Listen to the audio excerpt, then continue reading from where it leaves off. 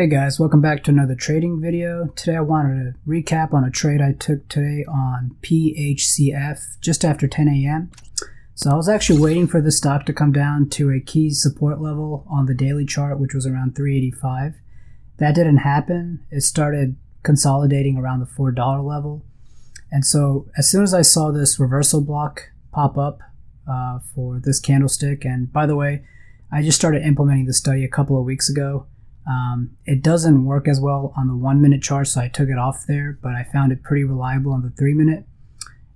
So I made a video about how you could implement this to Thinkorswim if you use that as your trading platform.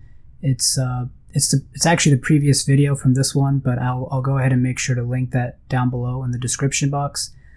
But yeah, as soon as I saw this reversal block, I liked the overall setup, so I was waiting for that first 3 minute candlestick to make a new high, and that's exactly what happened here. It broke the previous candlestick's high by just a penny. The high here was $4.23, and I anticipated it was going to break this candlestick, so I got in a bit early, 500 shares at $4.19, and then the next candlestick pretty much solidified a new high. But all in all, I actually was very confident this stock was going to go past $5. Again, just by the technical setup, I knew it was a true reversal, but I didn't play it the way I quite wanted it to. So one of my rules is, obviously, if it makes a massive move up, definitely take your profits along the way. So I did sell 200 shares on this massive candlestick right here at $4.67. And I actually wanted to hold the rest past $5. I knew it was going to break VWAP, but I also knew once it broke VWAP, it had a good chance of reaching this resistance point. And this resistance point was, I think, the previous day's high. Yeah, this was the high from yesterday at $5.05. And so what happened was, in real time, like I didn't like the way the stock was quite moving. I was watching the 1 minute chart as well, but you know, the thing about technical setups is they're not always going to work for one reason or another. You know, there could be a hidden seller. It's never 100% guarantee that stock's going to work out the way you want it to. So even though this was a very bullish reversal, just a small part of me thought this was going to be a false breakout. And so I took off another 150 shares off the table. And obviously I probably shouldn't have done that. I know I shouldn't have done that, obviously, because it did exactly what I thought it was going to do, and it broke $5. Then I got halted. So I believe I had just 150 shares left for my 500 share position. And I sold half as soon as it resumed halt.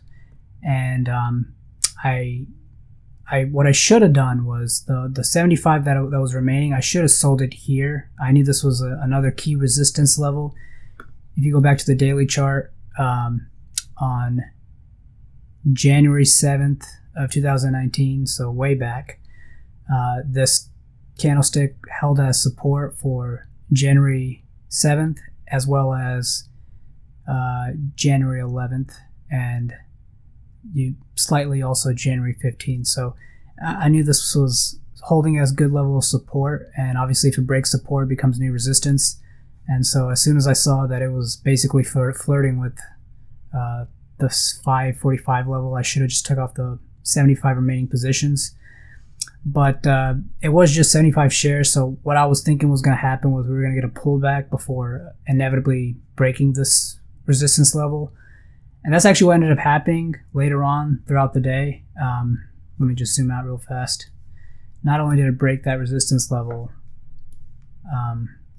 during market hours, it basically held through it and broke it during post-market hours as well too. When it went as high as $7.84. But this is a penny stock, and when I trade penny stocks, I just want to get in and out of my positions as quickly as possible, make my money for the day.